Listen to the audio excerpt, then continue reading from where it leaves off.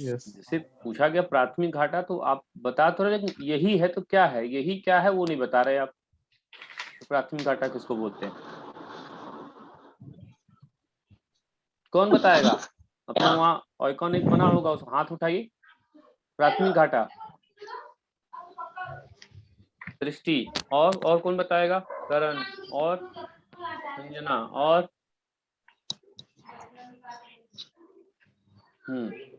पीयूष बताओ तो प्राथमिक घाटा किसको बोलेंगे?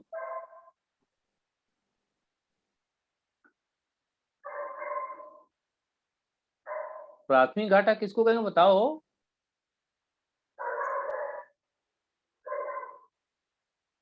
अपना म्यूट करके रखो, खोलोगे तब तो आवाज आएगी।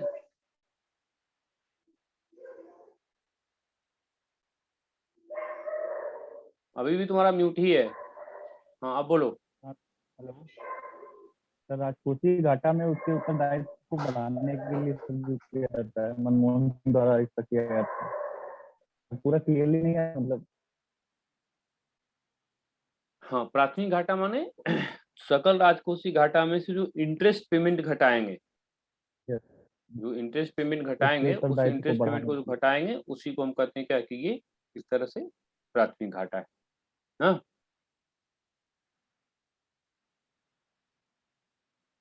लिए।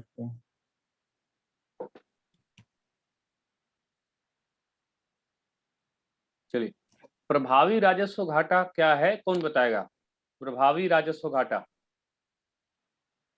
प्रभावी राजस्व घाटा किसे कहते हैं, कौन बताएगा? हाथ उठाइए जल्दी से। पीयूष अपना हाथ नीचे कर लीजिए, आप नीचे चले जाएंगे।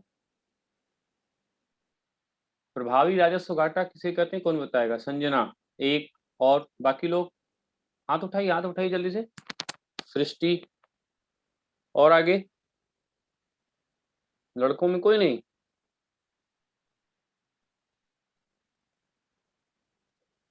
संजना, साधना, करण,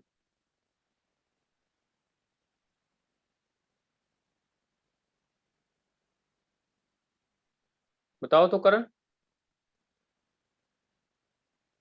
करण बताओ आंसर। सर जो सरकार की फिजूल खर्ची होती है उस पर नियंत्रण करने के लिए। सूत्र बताओ, उसको कैसे निकालेंगे, किसमें किसको घटाएंगे?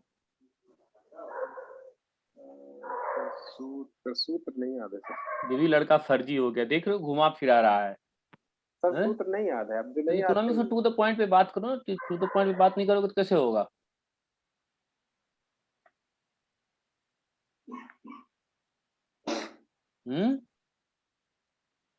सीधे सीधे नहीं बात करोगे कैसे होगा, घुमा फिरा रहे हो। इकोनॉमिक्स एकदम सीधा सीधा बात करती है, इधर उधर की बात नहीं करेगी। सर राजकोषीय घाटा से जो सरकार का व्यय है वो घटा सकते हैं। अच्छा, पहले ये बताओ कि प्रभावी राजस्व घाटा में से राजकोषीय घाटा घटाया जाएगा, उसका नाम ही है प्रभावी राजस्व घाटा। राजस्व घाटा में से जितने भी सब्सिडाइज वगैरह किया जाता है, जो अनुदान वगैरह की परंपरा, उसको घटा देते हैं। राजस्व घाटा से तब उसका नाम ही सकल राजस्व घाटा क्यों है? सर याद नहीं। फिर बेवकूफ कहेंगे, इसको याद क्या करना, उसका नाम ही है सकल राजस्व घाटा या प्रभावी राजस्व घाटा। तो बोल ही रहा है कि राजस्व घाटा का इफेक्टिव चीज होगा। इफेक्टिव क्या होगा? जो मूल में से कुछ चीज घटाता हो वो चीज इफेक्टिव होगा। तो राजस्व जी कहाँ से ले आ रहे हो दिमाग में? कॉन्सेप्ट ही सर बिगड़ा था इसलिए नहीं याद। हाँ, तो कॉन्सेप्ट बिगड़ा था, उसको ध्यान से दो, उसको दोहराओ एक दो बार, उसको दो तीन बार दोहराओ, तब तो जाके चीजें होगी। साधना बताओ, पहला महिला बजट किस देश में पेश किया गया? महिला बजट न्यूजीलैंड। न्यूजीलैंड में कि ऑस्ट्रेलिया में? Australia. Sorry Australia, Australia, sorry Australia में। सॉरी, ऑस्ट्रेलिया कौन सा देश का नाम है? नहीं, ऑस्ट्रेलिया। हाँ, कौन सा ईयर में? 2000। मैं इंडिया में नहीं पूछ रहा हूँ, मैं ऑस्ट्रेलिया में पूछ रहा हूँ। Yes sir. 1982। हाँ, गुड, 1982। तो पहला महिला बजट जो है वो ठीक है। नेक्स्ट देखिए,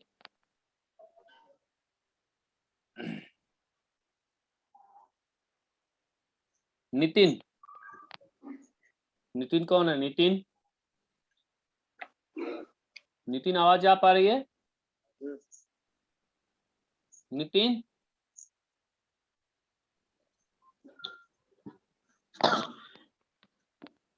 वहीं से सब असहयोग आंदोलन चला रहे हैं कि हम नहीं भी बोलेंगे तो कुछ बोले करेंगे तो है नहीं ये, हैं?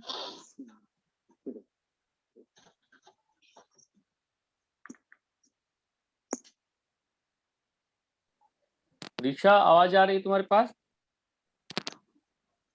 जी ऋषा, सर पढ़ाई वढ़ाई कर रही हो कुछ? घर में अभी है तो घर में पढ़ाई नहीं किया जाता है, शाबाश। बताओ वेल बीइंग बजट किसको बोलते हैं? वेल बीइंग बजट किसे कहा जाता है?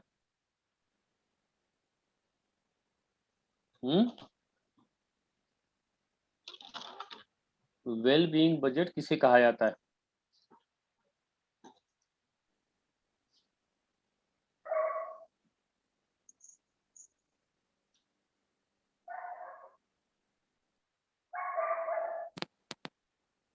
अरुण,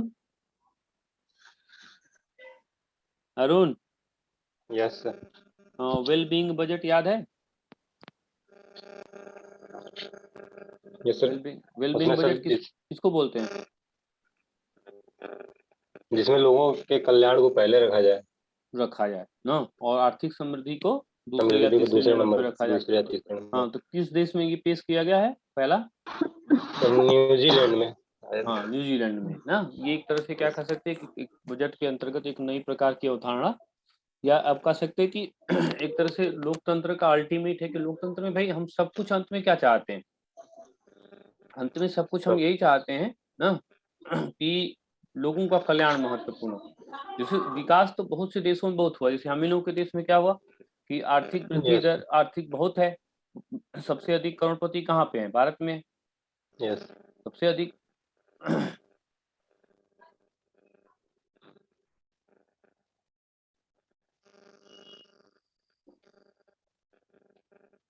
ठीक है, तो ये हुआ कि नहीं, मूल उद्देश्य हमारा क्या है? कल्याण ही है, उसको टॉप प्रायोरिटी पे रखा जाए। तो ये एक प्रकार का नया कॉन्सेप्ट है ना, जो कि ये बताता है कि नहीं अंततः सबका विकास महत्वपूर्ण है ना। इसीलिए हम आप लोगों से कई दिन बोले कि ये सरकार को एकदम नियम बनाना चाहिए कि एक व्यक्ति और एक रोजगार योजना।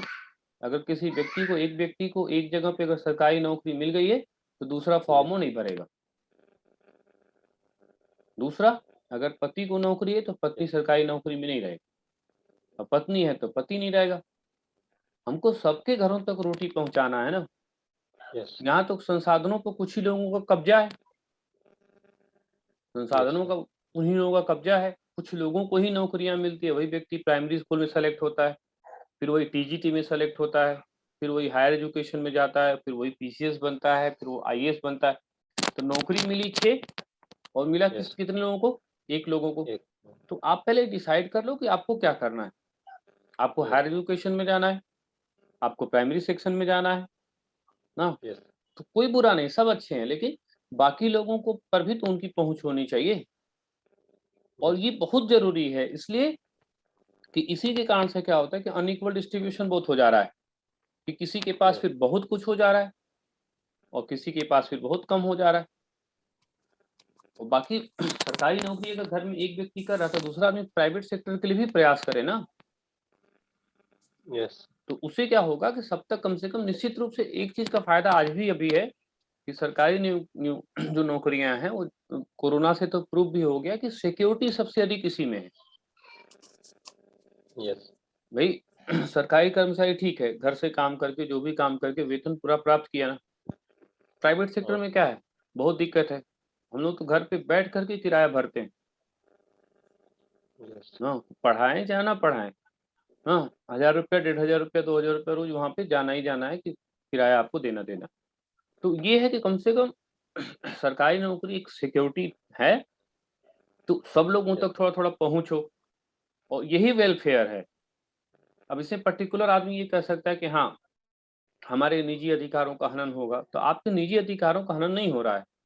ये सबकी सबकी सोच को लेकर के सबकी खुशी होने की एक अवधारणा पर आधारित है, ताकि सब तक हमारा डिस्ट्रीब्यूशन पहुंच पाए। तो Yes. उसी को लगभग करने का प्रयास है कि नहीं, हम अब ग्रोथ रेट को नहीं ध्यान देंगे, हम ध्यान देंगे किसको, हम ध्यान देंगे लोगों के लोगों जीवन को- स्तर को सुधारने के लिए। और ये एक बेहतर प्रयास है, न्यूजीलैंड ने इसने प्रयास किया और पहला वेलबीइंग बजट जो है यही। और याद आ रहा है, मैंने इसको तो एक दो बार बताया भी था कि पहला जेंडर बजटिंग और एग्री बजटिंग पेश करने वाला पहला स्टेट कौन है? साधना, तुम अब हाथ नीचे कर लो, नहीं लग रहा है सरेंडर करके खड़ी हो तुम। सर जेंडर बजटिंग और ये एग्री इसी में- बजटिंग सबसे पहले कौन सा स्टेट पेश किया? सर शायद झारखंड। हाँ शायद झारखंड ही, पूरा का पूरा झारखंड। और Yes. पहला ग्रीन बजट किसने पेश किया? Green budget Bihar. हाँ बिहार। हाँ ये सब आपको फैक्चुअल चीज में आएगा, ठीक है। और रैंकिंग को थोड़ा सा देख लीजिएगा आप लोग, जो एसडीजी है ना उसको देख लीजिएगा। मैंने बताया था आपको कि Yes. केरल नंबर 1 पर है, बिहार सबसे नीचे है। तो थोड़ा मैंने बताया था कि नोट्स लेकर के अपना आप उसको वर्कआउट कर लीजिएगा। ऑल ओवर इंडिया में 117 है। तो पूरा टोटल जो है वो अपना Yes. करके उसको देख लीजिएगा। चलिए अब हम लोग आज नए टॉपिक पे आते हैं, और हल्का टॉपिक है, बहुत कठिन नहीं है। मतलब हल्का इस सेंस में कि बहुत टिपिकल नहीं है। पहले ये जो कर प्रणाली का विकास है, टैक्सेशन सिस्टम का विकास है, इसमें हम लोग को क्या क्या पढ़ना है? कर का अर्थ पढ़ना है, कर के प्रकार पढ़ना है, कराघात करापात की प्रक्रिया पढ़ना है, कर का स्थानांतरण पढ़ना है, कर का वर्गीकरण पढ़ना है, कर प्रणाली के सरलीकरण के प्रयास पढ़ना है, और वित्त आयोग की संरचना एवं सिफारिशें पढ़ना है। और अन्य कोई चीज मिल जाएगा तो अन्य कोई चीज हम लोग उसको देख लेंगे। कर से संबंधित जैसे समितियां वगैरह हैं वो अदर्स में रख करके उसको आप कर लेंगे। यानी टैक्सेशन सिस्टम को हम लोग पढ़ना शुरू करना है। अब ये जो टैक्सेशन सिस्टम को शुरू करना है पढ़ने, तो पहले हमको ये देखना है कि आखिरकार टैक्स किसको कहते हैं ना।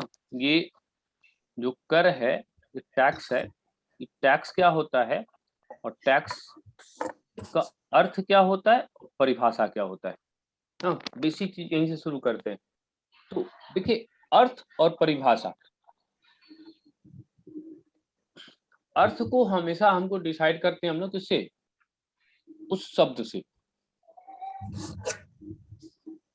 ना, उसको शब्द से डिसाइड किया जाता है या शब्द से उसका डेरिवेशन दिखा जाता है। तो ये जो टैक्स वर्ड है, ये लैटिन वर्ड टैक्सियर या ओल्ड फ्रेंच वर्ड टास्क से बना है। लैटिन वर्ड टैक्सियर या टास्क से बना है, और इसका अर्थ क्या होता है? To assess. इसको टू असेस भी कह सकते हैं, इसको आप एस्टिमेशन भी कह सकते हैं। एस्टिमेशन माने आकलन। यानी जो टैक्स शब्द है वो टैक्सेयर शब्द है या टास्क शब्द है, जिसका मतलब क्या होता है? असेस या असेसमेंट। असेसमेंट एक प्रकार का क्या होता है? आकलन ही होता है। एस्टिमेशन वो भी एक प्रकार का आकलन ही होता है। ये जो टैक्स शब्द है 13वीं 14वीं शताब्दी में टैक्सेयर के रूप में आया। उससे पहले ये एक तरह से फ्रेंच वर्ड में टास्क होता है ना। इसका मतलब कि टास्क और टैक्सेयर ये दोनों एक तरह से सिनोनिम्स के रूप में प्रयोग किए जाते हैं। कहीं कहीं इसी को टास्क कहा जाता है, कहीं कहीं इसी को टैक्स कहा जाता है। यानी शब्द के स्तर पर देखा जाए तो tax derived from Latin word टैक्सियर ना। उससे पहले 13वीं 14वीं शताब्दी से पहले ये जो डेरिवेशन हुआ था वो ओल्ड फ्रेंच वर्ड टास्क, और दोनों का मतलब क्या है? टू असेस करना, एस्टिमेशन करना, आकलन करना। ये जो बजट सिस्टम अगर देखा जाए कि हमारा जो टैक्सेशन सिस्टम है वो आया कहाँ से, तो ये एक तरह से विश्व को इजिप्टियन कल्चर का देन है। इजिप्ट माने मिस्र।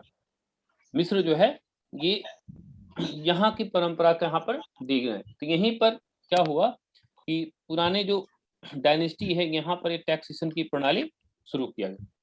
वहां जो टैक्सेशन किया गया वो दोनों रूप में है, जैसे टाइट के रूप में भी है और ये कोरिव के रूप में भी है।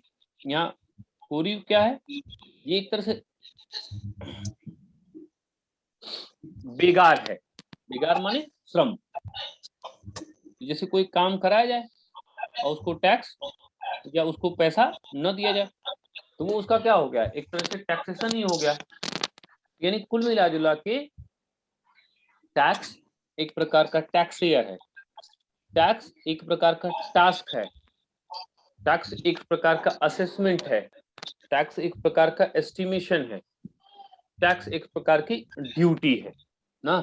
इसको कुल मिला जुला के यहाँ पर ऐसे समझ लीजिए कि सामान्य रूप से ये जो टैक्स है तो कॉमन पीपल के लिए, जनता के लिए ये क्या है, ड्यूटी है ना। अगर हम डेफिनेशन में जाएं, इसको डिफाइन करें कि टैक्स क्या है ना, तो टैक्स क्या है, तो टैक्स की 2-3 वहां पर अनिवार्य शर्तें होती हैं ना। पहला, टैक्स कंपल्सरी मूड का होता है। इसका मतलब क्या है कि टैक्स देना क्या है, ये बाध्यकारी। किसके लिए, जनता के लिए, या कह सकते कि जो टैक्स पेयर है उसको ये देना आवश्यक है, यानी ये कंपल्सरी मूड का होता है। दूसरा, ये सरकार द्वारा लिया जाता है और ये सरकार जो इसको लेगी वो सार्वजनिक व्यय में इसका एक तरह से खर्च करती है। और ये देना आपको बाध्यकारी इस रूप में है कि अगर आप टैक्स नहीं देते हैं या टैक्सेशन की चोरी करते हैं, यहाँ पर आपके लिए, आपके खिलाफ पनिशबल लॉ हो सकता है, यानी इस पर आपको दंड की भी सजा का प्रावधान हो सकता है। यानी टैक्स क्या है, मूलतः ये बाध्यकारी है जनता के लिए, जनता को देना ही देना है। और देना किसको है, गवर्नमेंट को। और गवर्नमेंट को क्यों देना है, क्योंकि गवर्नमेंट उसी के माध्यम से वेलफेयर के काम को कर पाती है। यानी कुल मिला जुला के टैक्सेशन का उद्देश्य क्या है कि किस तरह से लोक कल्याणकारी स्वरूप को हम बनाए रखें। हम टैक्स को सिंपल में इस तरह भी समझ सकते हैं कि जो टैक्स है, टैक्स एक प्रकार का कर है।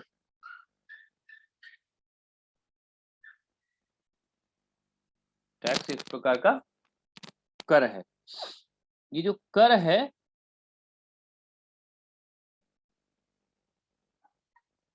ये एक प्रकार का कर्तव्य है, किसके लिए, कॉमन पीपल के लिए। और दूसरा, ये अधिकार है, किसका, गवर्नमेंट। यानी टैक्सेशन क्या है, सरकार द्वारा लिया जाने वाला ऐसा भुगतान या सरकार द्वारा लिया जाने वाला एक ऐसी प्रणाली जिसमें प्रत्यक्ष या अप्रत्यक्ष रूप से जनता को कर देना बाध्यकारी स्वरूप का होता है। बाध्यकारी स्वरूप का होता है, अर्थात कर देने से कोई इनकार नहीं कर सकता है। यानी कुल मिला जुला के क्या है, कर एक प्रकार का ड्यूटी है। और दूसरी चीज क्या है कि आप अगर ड्यूटी करते हैं तो अपने भाव से करिए, सकारात्मक भाव से करिए, सामने वाले से भी ड्यूटी की आशा आप नहीं कर सकते। यानी आप नेकी करिए, जैसे पहले क्या बोला गया, नेकी कर दरिया में डाल। थोड़ा इस उक्ति को हम लोग इकोनॉमिक्स में आए, नेकी कर। तो नेकी का स्वभाव और कर का स्वभाव क्या है, वो एक ही तरह से है। जैसे नेकी करके आपको भूल जाना है कि किसकी किसकी हमने नेकी करी, उसी तरह से कर दे करके भी भूल जाइए कि हमको कुछ लाभ मिलेगा। हम मिलेगा नहीं मिलेगा सरकार पर निर्भर करेगी। और सरकार वैसे भी टैक्स ले क्यों रही है? ले रही है तभी तो आपको पोलियो ड्रॉप पिला रही है फ्री में, तभी तो आपको वैक्सीन फ्री में लग रहा है। तो ऐसा थोड़ा कि वैक्सीन का उत्पादन फ्री में होगा, सरकार आपको फ्री में दे रही है। तो उस टैक्सेशन के माध्यम से ही हम वेलफेयर को मेंटेन कर पाते हैं।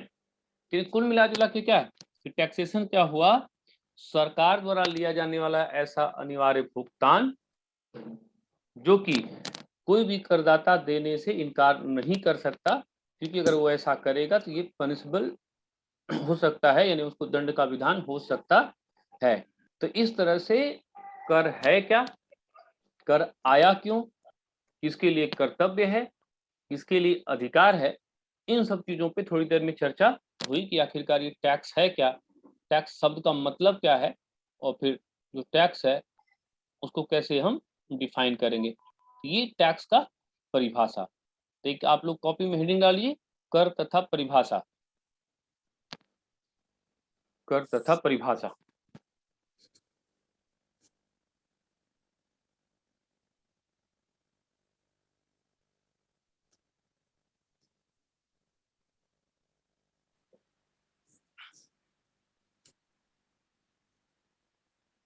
सर रेडमी वाले भैया अपना म्यूट ही नहीं कर रहे हैं। ठीक है, लेकिन कोई ऐसा इसमें दिक्कत तो आ रही है क्या कुछ? थोड़ा थोड़ा बीच बीच में हो रहा है तो नहीं ऐसा कुछ तो नहीं, मतलब कोई दिक्कत वाला तो नहीं लग रहा। फिर भी रेडमी जो भी है भैया कर लीजिए आप लोग।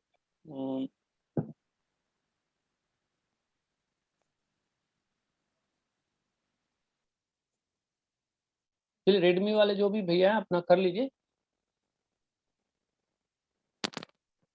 कर का अर्थ था परिभाषा, पहले लिखिए शब्द के स्तर पर, शब्द के स्तर पर, शब्द के स्तर पर।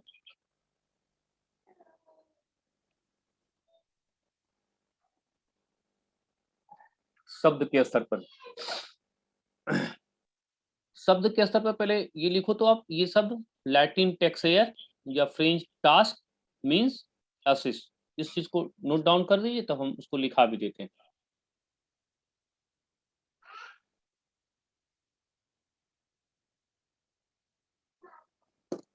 Latin word taxayer, French word task, which means to assess.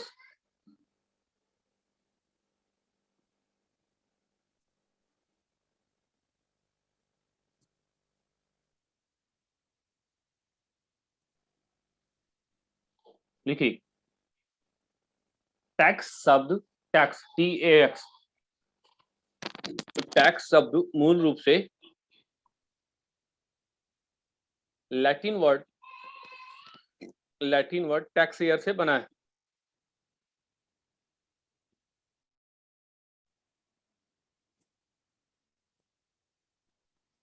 Latin word टैक्सेयर से बना है।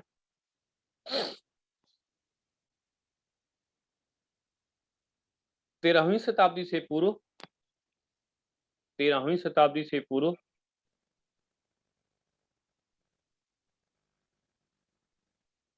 तेरहवीं शताब्दी से पूर्व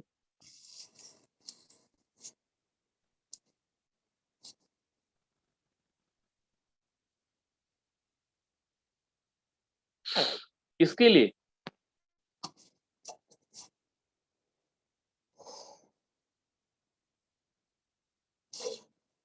फ्रेंच शब्द टास्क का प्रयोग किया जाता था।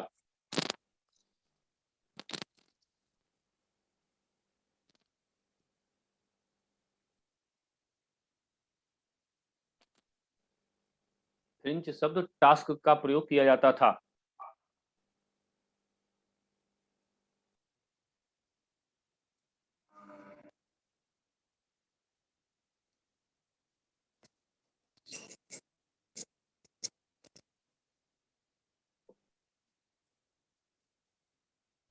इस शब्द का अर्थ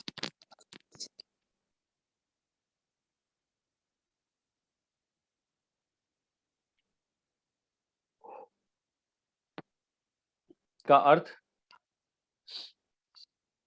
टू असेस अथवा एस्टिमेशन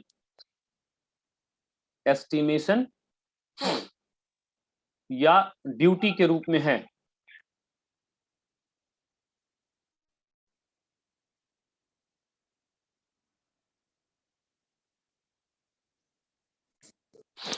ड्यूटी के रूप में है।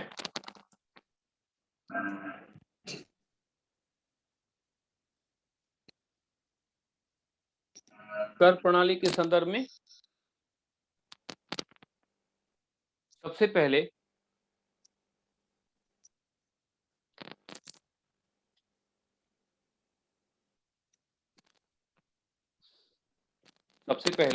प्राचीन मिस्र में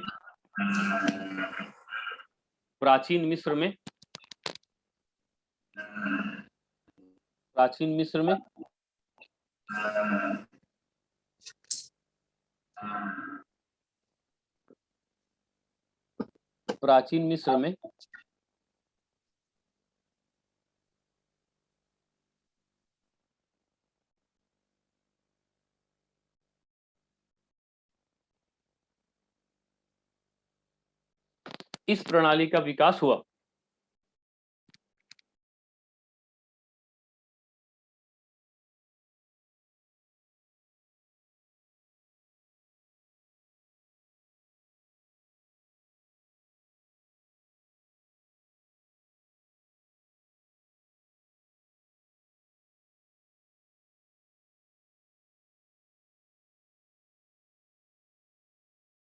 नीचे हेडिंग डालिए, परिभाषा के रूप में कर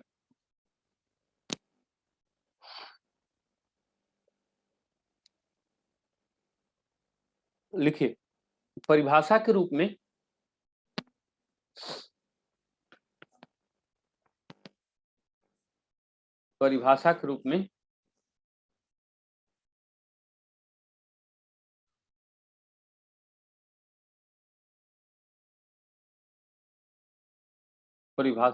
में कर की निम्नलिखित विशेषताएं होती हैं।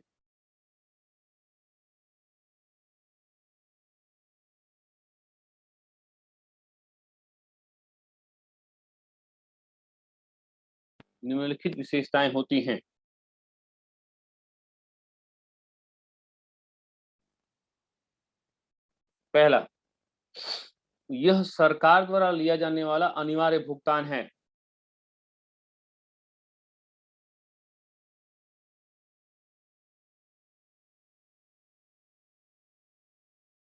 सरकार द्वारा लिया जाने वाला अनिवार्य भुगतान है।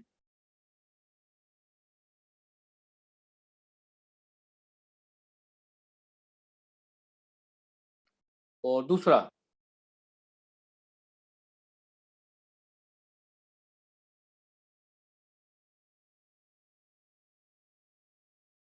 तथा जनता के लिए बाध्यकारी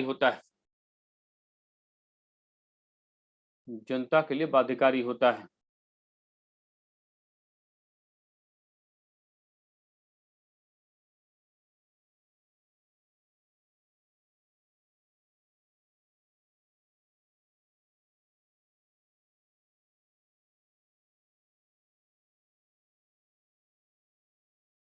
यानी ये सरकार लेगी और आपको देना ही पड़ेगा, और सरकार बताएगी भी नहीं कि हम कहाँ खर्चा करेंगे, उसकी जहां मर्जी होगी वहां खर्चा करेगी। तो आपके लिए एक तरह से क्या है, ये ड्यूटी है, कर्तव्य समझ के इसको दीजिए, और वो उनका फंडामेंटल राइट है, और जो जहां चाहेंगे वहां उसका खर्चा करेंगे। तो इस तरह से टैक्सेशन को या टैक्स को क्या किया जाता है, परिभाषित किया जाता है कि टैक्स है क्या, ये टैक्सेशन की प्रणाली है क्या। अब आ जाइए कर के प्रकार।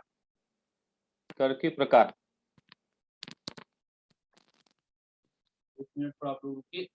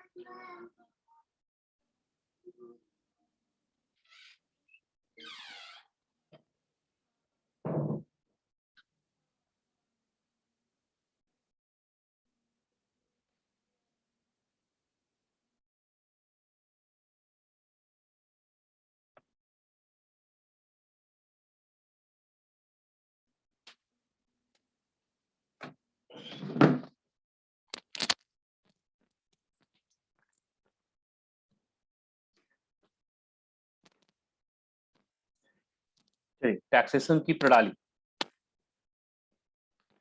कर को हम इम्पोज्ड कैसे करेंगे। इम्पोज्ड मतलब हम कर को कैसे आरोपित कैसे करेंगे और लेंगे कैसे।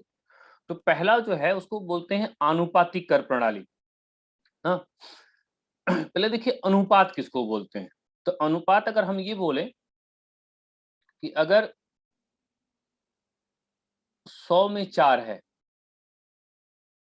200 में 8 है और 300 में 12 है और 400 में 16 है, तो हम इसको क्या कह सकते हैं कि ये जो हम दिख रहा है हमको वो क्या है, ये सब 4 के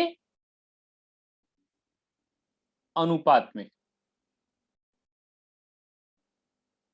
देखिए यहाँ 1 अनुपात है तो 4, 2 अनुपात है तो 8, 3 अनुपात है तो 12, 4 अनुपात है तो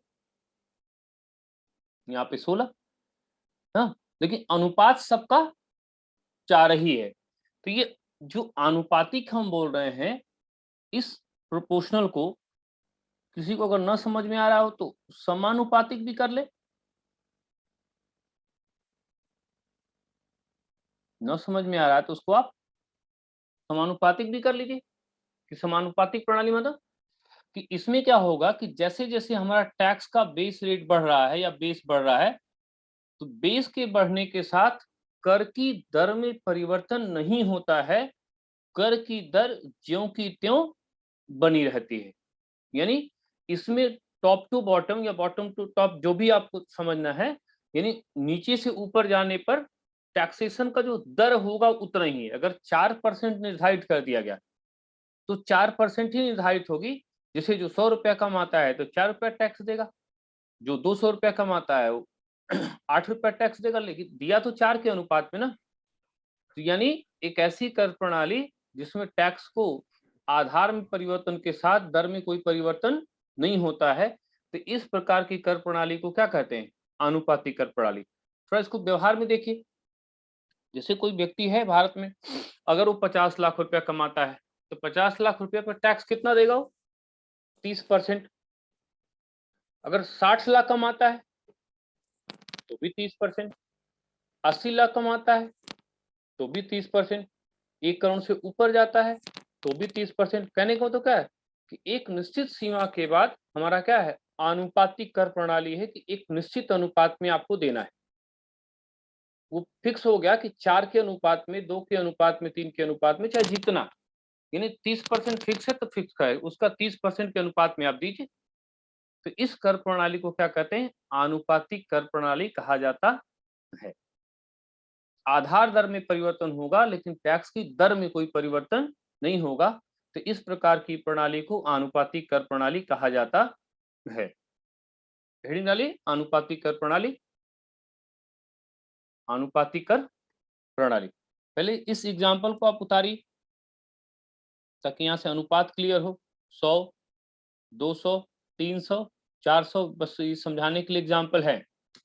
सब 4 के अनुपात में है, वो 1 के अनुपात में है, ये 2 के अनुपात में है, ये 3 के अनुपात में, ये 4 के अनुपात में। अनुपात में कोई परिवर्तन नहीं हुआ है।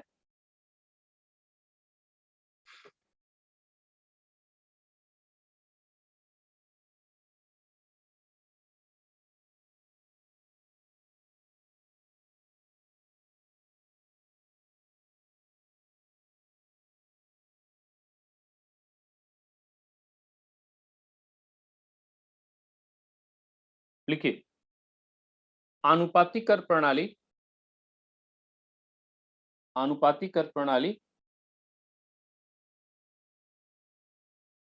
एक ऐसी कर प्रणाली है जिसमें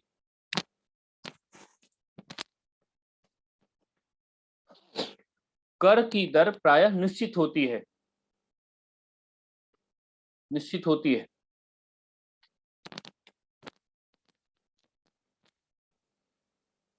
निश्चित होती है अर्थात अगर आधार में भी परिवर्तन किया गया तो भी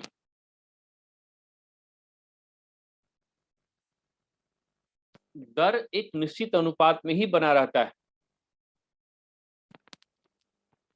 दर एक निश्चित अनुपात में ही बना रहता है।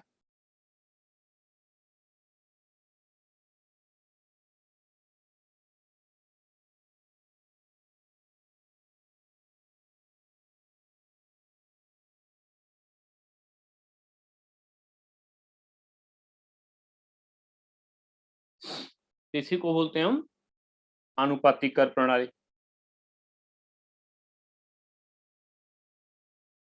प्रगतिशील कर प्रणाली, हाँ, अब देखिए प्रगतिशील का मतलब क्या होता है कि प्रोग्रेशन, यानी जो प्रोग्रेस कर रहा है। तो प्रोग्रेस करने का अर्थ क्या है कि जैसे जैसे हम ऊपर बढ़ते जाएंगे, जैसे मान लीजिए 100 रुपया है, टैक्सेशन 0 है। मान लीजिए 200 रुपया है तो टैक्सेशन 4% है।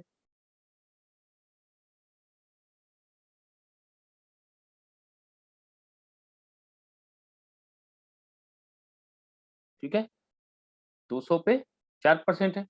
अब यहाँ पे 300 आ गया, 6% आ गया। 400 पे क्या हो गया, 8% हो गया। इसका मतलब क्या है, ये बढ़ती स्वरूप में हो, यानी एक ऐसी कर प्रणाली जिसकी आधार की दर में परिवर्तन के साथ कर की मात्रा भी बढ़ती जाती है। तो इसी अर्थ में से कहते हैं क्या, प्रोग्रेसिव कहते हैं। प्रोग्रेसिव पहले ये बना लीजिए, जैसे सपोज कर लीजिए कि 100 में 0, 200 में इतना, 300 में इतना, 400 में इतना। तो ऐसा थोड़ा पहले हुआ कि पहले आप आलू के खेत में नहीं गए हैं, लेकिन अब इंटरेस्ट आपका बढ़ा है।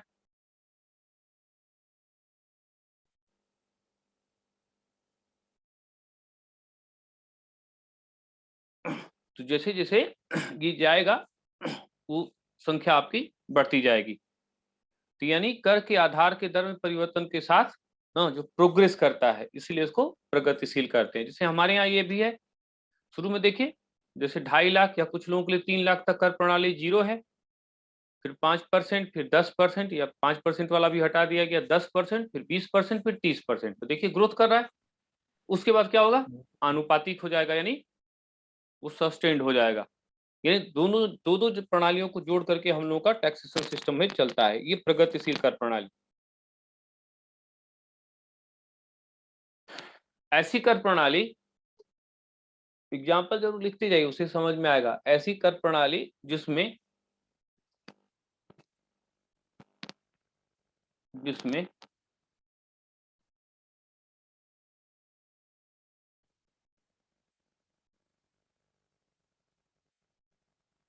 आधार दर के परिवर्तन के साथ,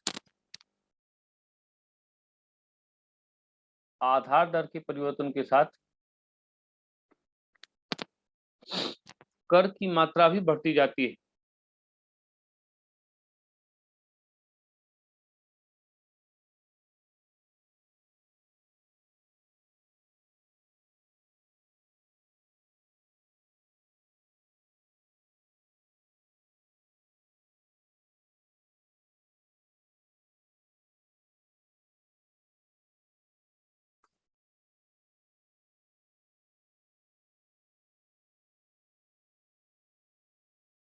चलिए, प्रतिगामी कर प्रणाली,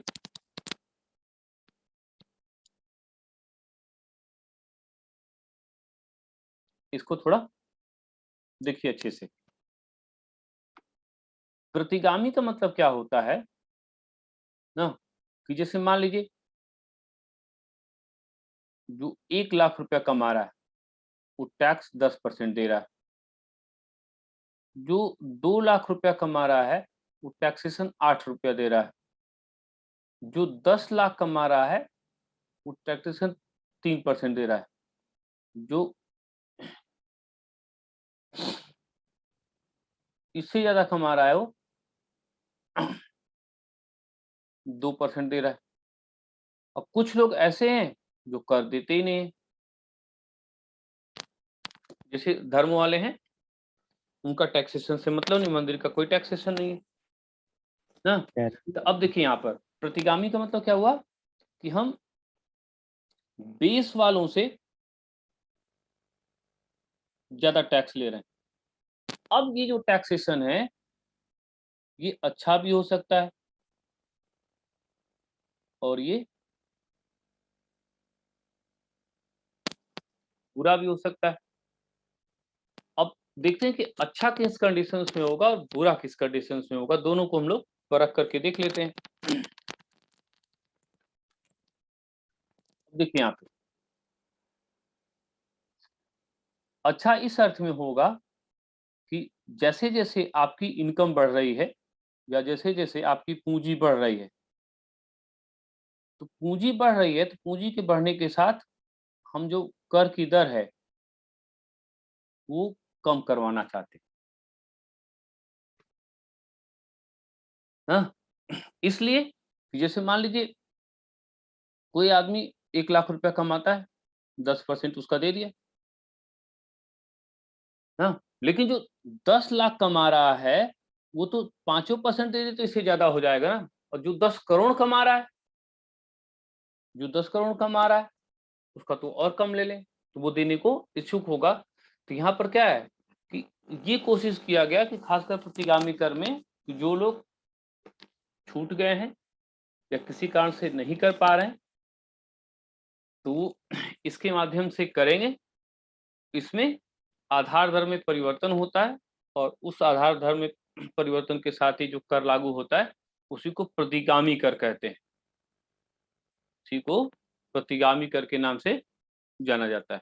बना लीजिए तो पहले इस वाले ग्राफ को बना लीजिए, तब आगे और समझाते हैं।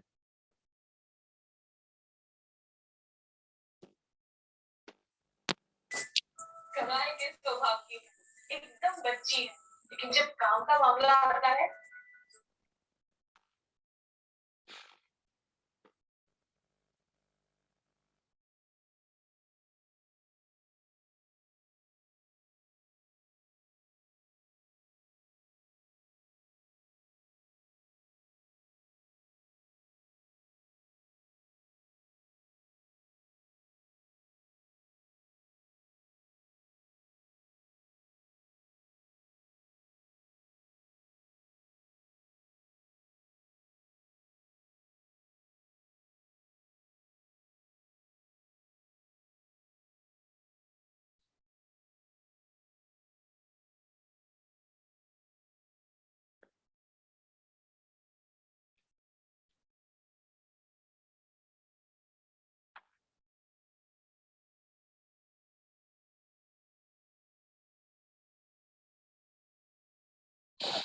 लिखिए प्रतिगामी कर। प्रतिगामी कर के अंतर्गत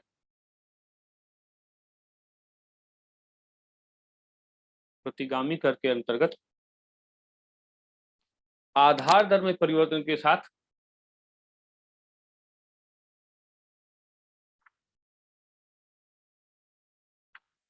आधार दर में परिवर्तन के साथ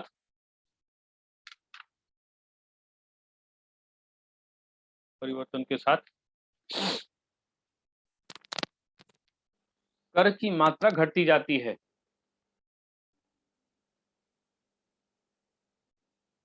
प्रारंभिक मध्यकाल में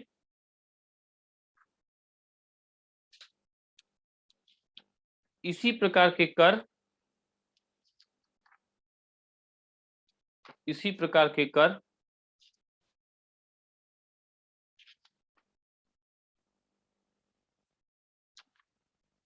अधिकांश रूप से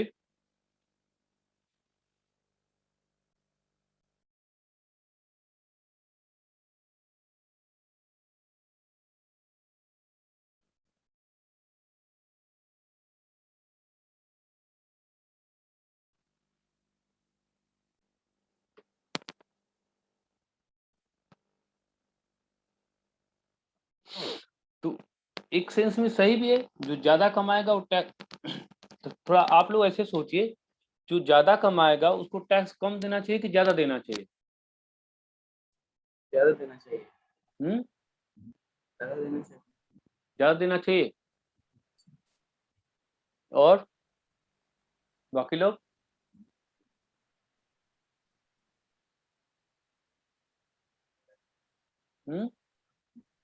मेरे हिसाब से तो कम ही देना चाहिए। क्या ज्यादा देना कब देना चाहिए? कम देना चाहिए, एक लोग ज्यादा देना चाहिए ना। और किसी का क्या विचार है?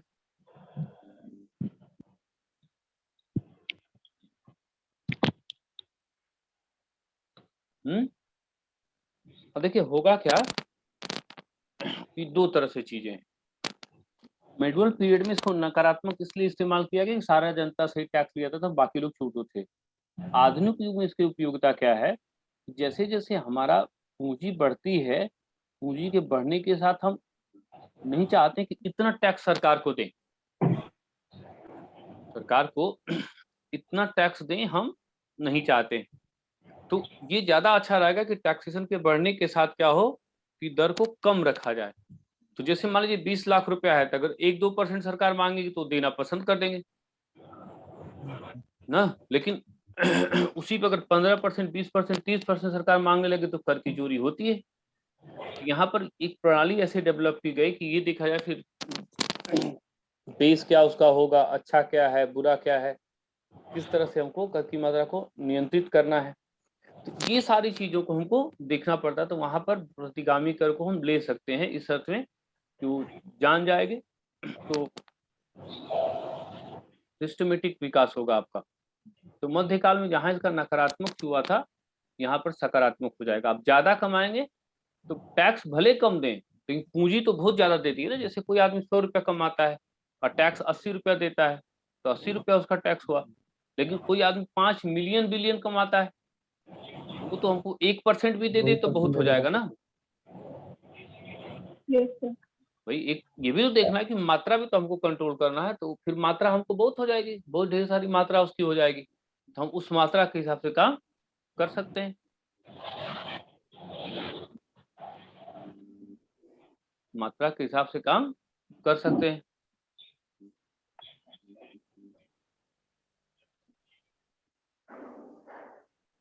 सर हम्म सर चैरिटी वाले टैक्स देते हैं? जब उनका नाम ही है चैरिटी तो टैक्स क्यों देंगे? आर्टिकल 27 वही। उसमें टैक्स क्या देंगे? उनको छूट रहती है, जैसे धर्मशाला है, उन सब चीजों को, ट्रस्ट है, इन लोगों को छूट रहती है। मतलब ये भी टैक्सेशन ठीक है, बस ये है कि देखना पड़ेगा कि वो कहाँ पर लगाया गया, किस रूप में लगाया जाए। क्योंकि सीधी सी बात है, हम अपना 100 रुपया कमा के 65 रुपया 70 रुपया सरकार को या 35 रुपया सरकार को तो नहीं देंगे। सरकार का बहुत ज्यादा रेट होगा तो भी लोग चोरी करेंगे, रेट उसका कम होना चाहिए। और जब ज्यादा होगा तो लोग फिर दिक्कत में करेंगे, वो नहीं जाएंगे। कर बचाने के लिए तो सब चोरी करते हैं पैसे इधर हाँ, तो उधर। चोरी तो करेंगे भाई। सीधी सी बात है, जब हमारा चोरी का कारण भी एक उच्च दर है। Yes sir. भाई आप खुद सोचिए कि जैसे आप कमा रहे हैं, तो आप कमा के क्या चाहते हैं कि हम 35 रुपये, हर 100 रुपये 35 रुपये सरकार को दे देंगे, आपको अच्छा लगेगा? नहीं बिल्कुल नहीं। तो 35 रुपये तो बहुत ज्यादा है ना। Yes, sir. तो हमारे यहाँ तो यही है, एक 30 लाख से आप ऊपर गए तो 20%, 30%, और 30% के बाद क्या करते हैं, 2% उपकर मार देते हैं, Yes, sir. तो 32% हो गया। तो 100 रुपया में कमा के हम 32 रुपया इन्हीं को निकाल दें, तो हम पूरा मेहनत क्यों करें? सर लेकिन उस पैसे पे कुछ ब्याज भी तो मिलता है। वहां भी हमको लेने की बात करना है। हमको लेना क्या कि हमारे, जैसे आप इसको और सिंपल पे लेके आइए। अगर मान लीजिए प्लेटफॉर्म टिकट 50 रुपया हो, तब आप खरीदना पसंद करेंगे? 5 रुपया हो तब पसंद करेंगे? 5 रुपये। हाँ, क्योंकि 50 रुपया होगा तो कहेंगे अरे छोड़ो, 50 रुपया कौन खरीदेगा। 5 रुपया का होता है तो ये भी होता है कि चलो 5 ही रुपया का तो है, नियम कानून। कभी कभी क्या होता है कि किसी चीज की दर कम होती है तो हम उसको करना पसंद करते हैं।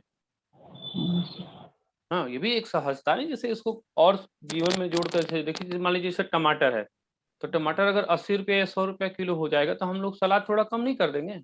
बिल्कुल कम कर देंगे। कम कर देंगे। कम क्या कर देंगे, हो सकता है कि हम बंद ही कर दें या उसको एक टमाटर ले आके थोड़ा बचाएंगे। तो कभी कभी हमारी मेहनत का प्रतिफलन अगर एक सीमा से ज्यादा सरकार अगर ले जाएगी तो भी नुकसान करेगा। थोड़ा इसको इस तरह से समझिए, जैसे जब परिवार पहले होता था तो परिवार में पहले क्या होता था कि एक ही दो लोग कमाते थे, बाकी लोग बैठ करके खाते थे। और एक सामाजिक उत्तरदायित्व तो होता था कि अगर भैया के लड़की की शादी इंजीनियर से हुई तो हमारे लड़की की शादी इंजीनियर से हुई, तो उससे एक नेगेटिव ग्रोथ जाता था लोगों में। तो यहाँ पर भी क्या है कि अगर टैक्सेशन बहुत अधिक रखेंगे, जैसे जब हम लोग कर की चोरी का मामला पढ़ते हैं तो कर की चोरी इसलिए भी ज्यादा होती है कि हमारे यहाँ टैक्सेशन थोड़ा ज्यादा है। तो प्रतिगामी कर का मतलब क्या होगा कि जैसे जैसे आधार बदलेगा, जैसे जैसे हम बेस से ऊपर जाएंगे तो हमारा टैक्सेशन का रेट क्या होगा, कम होगा। हाँ, मध्यकाल में इसको निगेटिव भी लिए लोग। निगेटिव इसलिए लिए कि सारा टैक्सेशन बस जनता से ही ले लिए। धर्म वाला फ्री है, एलीट क्लास फ्री है ना, राजा फ्री है, तो मैक्सिमम लोग फ्री होते थे। इसीलिए मध्यकाल में कॉमन पीपल की नोच ज्यादा नोचा गया, क्योंकि वही देने वाला था ही, बाकी लोग नहीं। और यहाँ पर क्या है कि इस स्तर पे सही हो सकता है कि हाँ काम करने के लिए प्रोत्साहन हो, क्योंकि बहुत अधिक टैक्सेशन होगा तो फिर नहीं करेंगे। जैसे मान लीजिए कि एक नियम बन जाए कि आप जिस नौकरी को पाएंगे तो आपकी नौकरी का सारा हिस्सा आपके भाइयों और बहनों में बांटा जाएगा। मान लीजिए आप 50,000 तनख्वाह पाते हैं तो 5 लोग हैं तो 10,000 सबके खाते में जाएगा। तो आप क्या चाहेंगे, बहुत अच्छा नौकरी मिले कि खराब नौकरी मिले? नौकरी ना मिले मतलब ही हाँ, नहीं। कभी कभी सही है कि कभी कभी तो ऐसा होगा कि हम सोचेंगे कि हम क्यों नौकरी करें, क्योंकि सारा फायदा जब उन्हीं को देना है तो हम नहीं करेंगे। तो इसको इस रूप में लेना है कि प्रतिगामी कर का भी अवधारणा हो सकता है कि यानी एक ऐसी दर की प्रणाली जिसमें हम कर की मात्रा को घटाएंगे। अब हम लोग देखते हैं जो कि हम लोगों के देश में लागू होता है, उसको बोलते हैं अवक्रमिक कर। टैक्सेशन का अवक्रमिक कर। पहले थोड़ा सा लिख लिए इसमें, तब फिर बात करते हैं।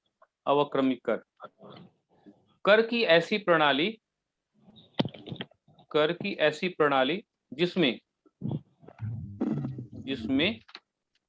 कर की ऐसी प्रणाली जिसमें मुख्य रूप से दो कर प्रणाली का मेल होता है।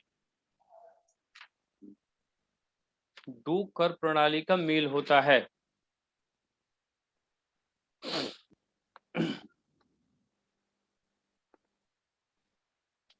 दो कर प्रणाली का मेल होता है।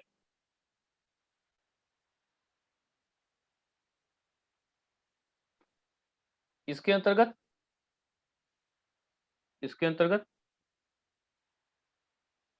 प्रगतिशील।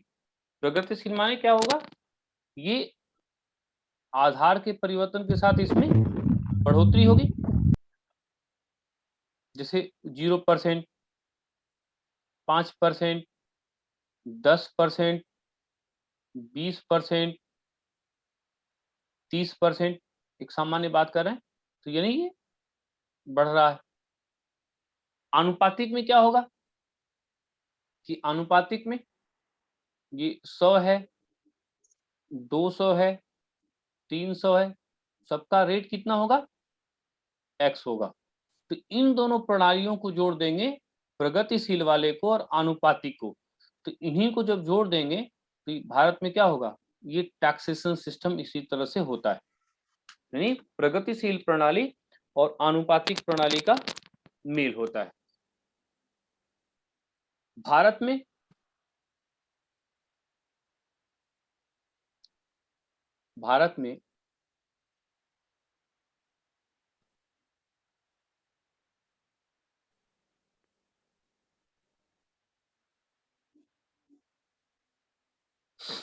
आनुपातिक प्रणाली, भारत में अवक्रमिक प्रणाली ही अपनाई जाती है।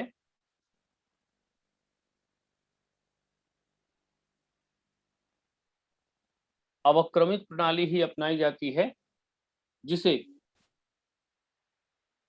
डिग्रेसिव डिग्रेसिव टैक्स सिस्टम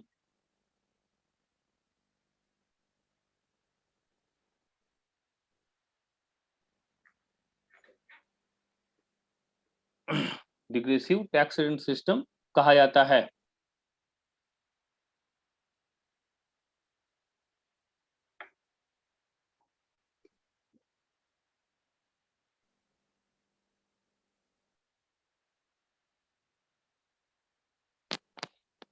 अब देखिए ये अवक्रमिक क्या है ना, तो फिर बोला गया कि ये जो डिग्रेसिव है ये प्रोपोर्शनल और प्रोग्रेसिव का मेल है।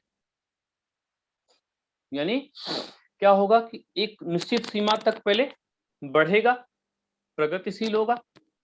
अपना आप बजट उठा के देखिए, 2.5 लाख, 5 लाख, 10 लाख, ऐसे ऐसे करके, तो जैसे जैसे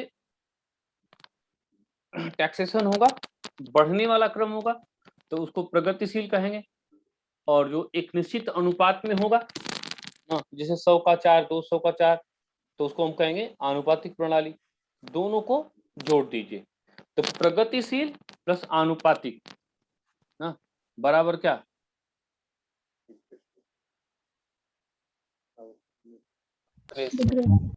डिग्रेसिव।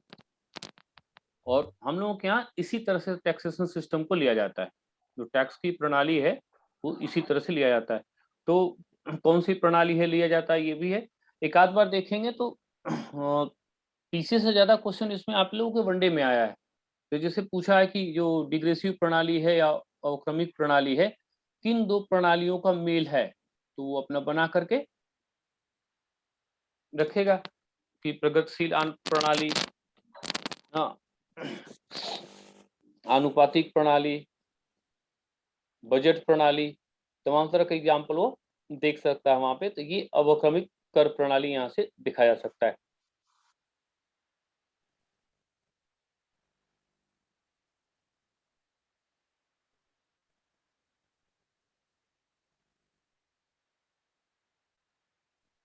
ठीक, तो परिभाषा के स्तर पर कभी कभी आता रहता है। अगला आइए,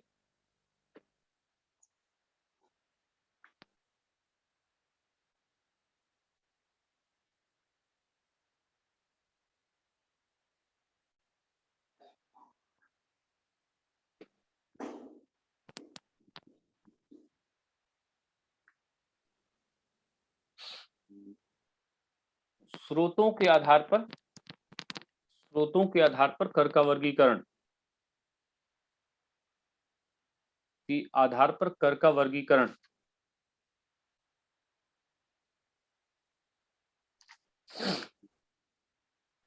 स्रोतों के आधार पर कर का वर्गीकरण दो भागों में किया जाता है।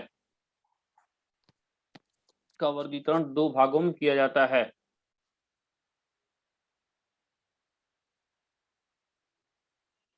पहला, प्रत्यक्ष कर प्रणाली।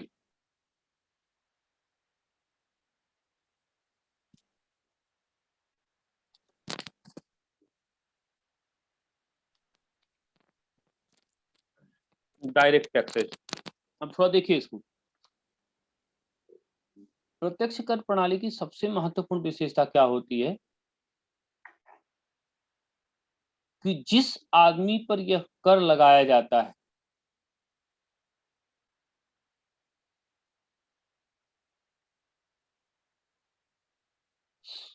जिस आदमी पर कर लगाया जाता है ना, भुगतान वही करेगा।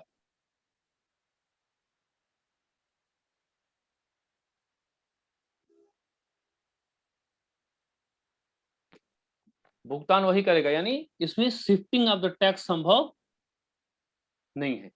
यानी कर का हस्तांतरण नहीं होगा। कि जैसे अप्रत्यक्ष कर किसको बोलते हैं, तो अप्रत्यक्ष में क्या होगा कि हमारे पे लगा जाएगा, हम उठा करके शिफ्ट कर देंगे दूसरे पर। जैसे इसको ऐसे समझिए, जैसे कोई चीज आया और उस पर जीएसटी 12% बढ़ करके 18% हो गई, 12 से 18 हो गई, तो तुरंत उसको चेंज कर देंगे। तो यानी कहने का मतलब क्या कि ऐसी कर प्रणाली जिसमें किसी व्यक्ति या संस्था पर जब लगाया जाता है तो वही अदा करेगा, दूसरे को अदा करने की क्षमता नहीं है। जैसे इनकम टैक्स, उपहार कर, निगम कर, न्यूनतम वैकल्पिक कर, पूंजी लाभ कर और फिर बेनिफिट टैक्स, ये सबको हम प्रत्यक्ष करों के अंतर्गत रखते हैं। यानी प्रत्यक्ष कर मतलब वो प्रणाली, हाँ, जिसमें जिस पर लगाया जाए और वही उसको चुका दे, जिस पर लगाया जाए वही उसको चुकाए, तो उसी को कहते हैं क्या, ये। अब आयकर प्रणाली, उपहार कर, निगम कर, निगम कर माने जो कारपोरेट सेक्टर की कंपनियां हैं उनसे मिलने वाले कर को निगम कर कहते हैं। तो अब आयकर प्रणाली हम लोग को समझ में आ गई है, कोई दिक्कत नहीं, आयकर प्रणाली हम लोग जानते ही है, उपकार कर प्रणाली जानते ही है, निगम कर जानते ही हैं। अब हमारा 2-3 चीजें यहां पर हम नहीं जानते हैं। न्यूनतम वैकल्पिक कर, न्यूनतम वैकल्पिक कर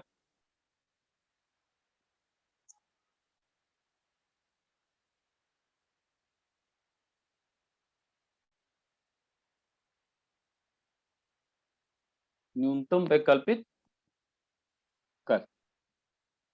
अब इसको थोड़ा समझते हैं। जैसे कि कह रहा है, एक शब्द है यहां पर न्यूनतम, एक शब्द है हमारा वैकल्पिक,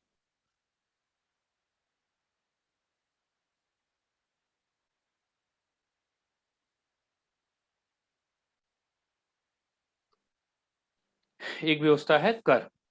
तो पहला चीज ये है कि ये जो इसको बोलते हैं मिनिमम अल्टरनेटिंग टैक्स। तो ये अल्टरनेट है, यानी किसकी जगह पे, किसी के जगह आया है अल्टरनेट के रूप में। तो ये किसकी जगह पे आया है, ये जो न्यूनतम वैकल्पिक कर, ये 1997-98 के बजट में अब ये है कि ये जो न्यूनतम है या वैकल्पिक है या जो टैक्स है वो न्यूनतम रूप में है। कहां पर न्यूनतम है, किस रूप में, ये जो कारपोरेट टैक्स होता है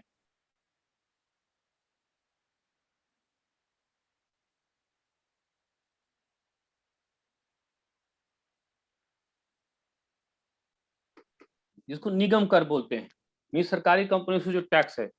तो कुछ सरकारी कंपनियां ऐसी करती हैं कि विभिन्न छूटों का लाभ दिखा लेती हैं, और विभिन्न छूटों का जब लाभ दिखा लेती हैं तो टैक्स देना ही नहीं चाहती या टैक्स नहीं देती हैं। तो उसी से 1997-98 के बजट में एक नया टैक्स आया कि अब आपको तो टैक्स देना ही देना पड़ेगा। हाँ ये मुख्य रूप से उस पर लगाया जाता है या उस धन पर लगाया जाता है जिसका ये लोग जीरो बजट पेश करते हैं। तो वहां पर सरकार एक अलग से उठा करके सबका नियम बना देती है कि चलिए भाई, मैट 18% लगेगा, 20% लगेगा, 25% लगेगा। वो टैक्स वो घोषित करेंगे, इतना टैक्स लगेगा। अब उतना टैक्स लगेगा तो ठीक है, आप लगा करके उसको काम कर लीजिए। ये किसके अल्टरनेट आया है, ये अल्टरनेट आया कि ये जो कारपोरेट सेक्टर है उसी के अल्टरनेट जो ये वो आया है। न्यूनतम वैकल्पिक कर, मिनिमम अल्टरनेटिंग टैक्स। इसको थोड़ा लिख भी लीजिए 2 लाइन। यह निगम कर की चोरी को रोकने के लिए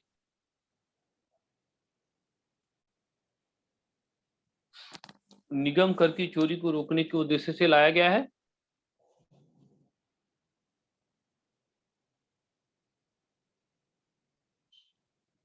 और प्रायः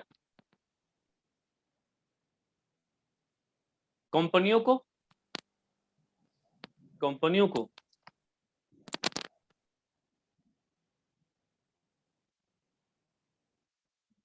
अब उस लाभ पर भी टैक्स देना पड़ता है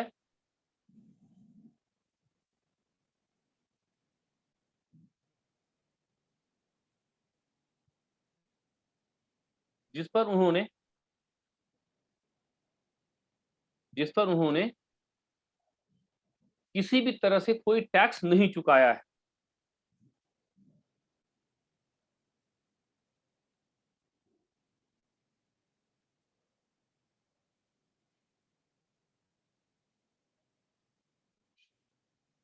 जैसे विभिन्न छूट वगैरह प्राप्त कर लेते हैं, छूट वगैरह प्राप्त करते हैं तो टैक्स देना नहीं चाहते हैं, नहीं देंगे टैक्स, तो उसी को बोला गया कि हाँ मैट जो है वो 97-98 से लगेगा। पूंजी लाभ पे थोड़ा बाद में आते हैं। अगला ये फ्रिंज बेनिफिट पे। ये फ्रिंज बेनिफिट क्या है?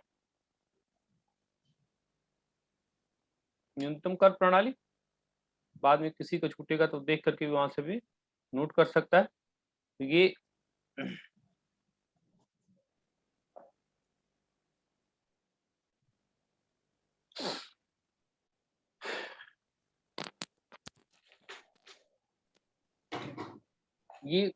फ्रिंज बेनिफिट टैक्स क्या है?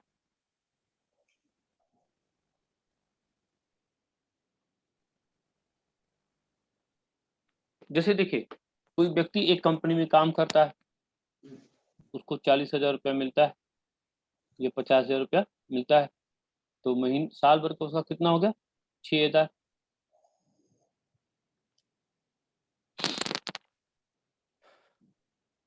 उसको टैक्स देना चाहिए। लेकिन एक जगह पर वो गोला मारता है।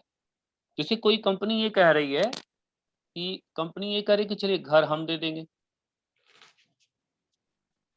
नौकर हम दे देंगे, बाजार से जाने के लिए गाड़ी हम दे देंगे। ये जो आपको घर मिला, नौकर मिला, ये सब सारी चीजें मिली, तो इसका भी तो एक मूल्य है, और इस पर तो आपने टैक्स दिया नहीं है। तो इसी को कह रहा, देखिए फ्रिंज बेनिफिट टैक्स। कैसा टैक्स है? जो ये स्पष्ट करता है कि कर्मचारियों को जो वेतन है वो तो ठीक है, उस पर तो टैक्स लगता ही है। जो अन्य भुगतान उनको किया जाता है, उस पर तो हमको टैक्स चाहिए ही चाहिए। और वही जो टैक्स होता है उसी को क्या कहते हैं? एफबीटी ना, एफबीटी, ये फ्रिंज बेनिफिट टैक्स। तो इस प्रकार के कर को, ये प्रत्यक्ष में आयकर की प्रणाली है, और इस आयकर की प्रणाली को हम लोग फ्रिंज बेनिफिट टैक्स कहते हैं। थोड़ा इसमें लिख लीजिए तो, फ्रिंज बेनिफिट टैक्स का अर्थ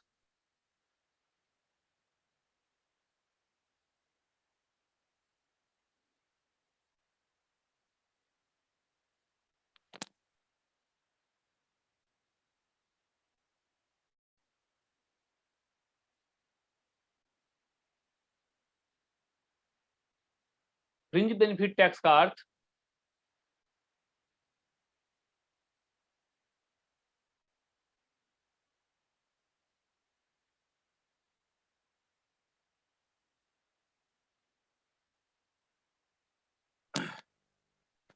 उस खर्चे पर लगने वाला टैक्स है, उस खर्चे पर लगने वाला टैक्स है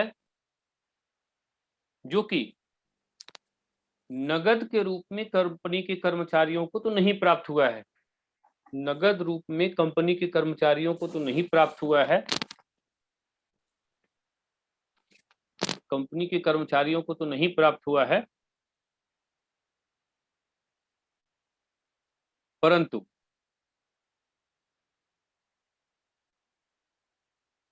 विभिन्न सुविधाओं के बदले उन्हें प्राप्त है।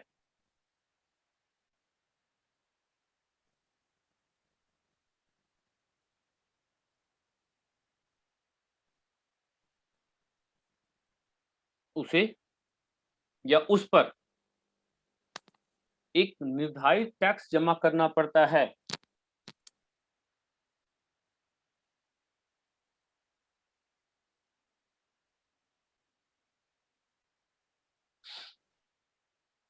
इसी प्रणाली को एफबीटी, फ्रिंज बेनिफिट टैक्स कहा जाता है। ये सबको बस एक बार पढ़ के और समझ करके उसको रख देना है। FBT यानी लाभ के वेतन के अतिरिक्त जो भी सुविधाएं हैं उन सुविधाओं को भी आपको टैक्स पे करना पड़ेगा। वो जो टैक्स पे किया जाता है उसी को FBT फ्रिंज बेनिफिट टैक्स के नाम से जाना जाता है।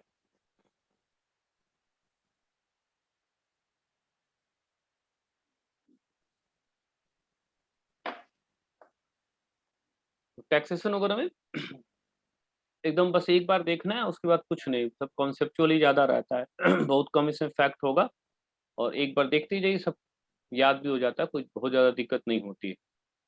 हाँ बस ये कि समझ में आना चाहिए कि हाँ FBT का मतलब क्या है, फ्रिंज बेनिफिट का मतलब क्या है, क्योंकि कभी कोई परिभाषा भी पूछ लेगा, कभी कभी जब करंट से जोड़ के देखेंगे तो उसमें वो रेट का दर भी पूछ सकता है, कितना दर इसका है। ये टैक्सेशन सिस्टम के कुछ बातें। कल टैक्सेशन सिस्टम को फिर हम लोग आगे ले चलेंगे। चलिए कल फिर हम लोग की मुलाकात होगी।